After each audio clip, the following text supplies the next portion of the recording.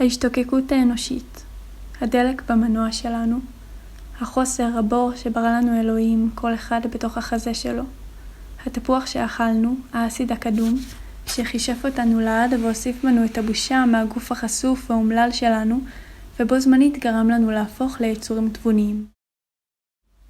האינטליגנציה האנושית, מה שאפל מכנים קדמה, שהיא תמיד באה על איזה מחיר, יש לה מגרעת מה שנקרא.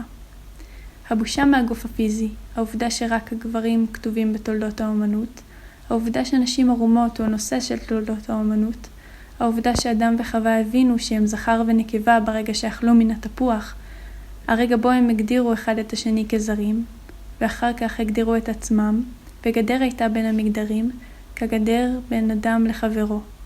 מה בא קודם? הביצה או התרנגולת? על פי הסיפור הזה התשובה היא, מה שבא קודם זה שני אנשים ערומים, זכר ונקבה, שעומדים זה מול זה ערומים, ומתביישים מעצם קיומם, כי הם פתאום הבינו באמצעות תפוח קסום שהם שונים. זאת הנפרדות האנושית. ההשתוקקות האנושית היא הרצון לחזור להיות אחד.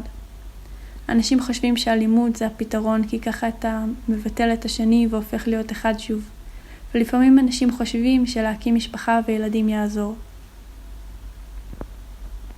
ההשתוקקות האנושית היא תכלס הרצון ליהנות באמת.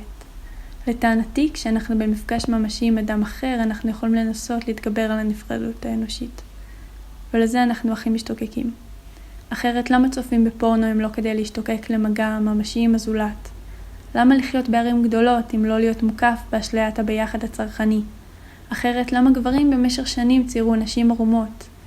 כדי לנסות להתקרב ולהבין מה זה היופי הזה שאני כל כך חסר אונים מולו. אני רוצה להבין אותו דרך משיכות המכחול שלי, דרך הגוף שלי ולהיות פחות זר כלפיו. היגיון גברי מוזר. היה עדיף שתיתנו לנו לצייר ביחד איתכם.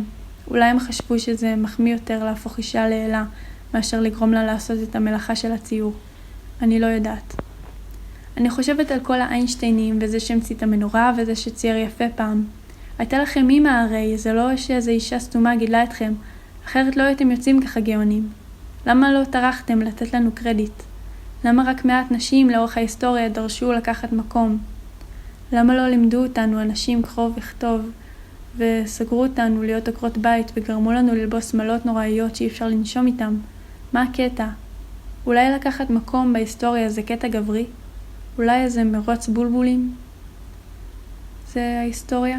מהי ההיסטוריה הנשית? כנראה הכמות הבלתי נדלת של בני אדם על פני כדור הארץ שיצאו מרחמים שונים.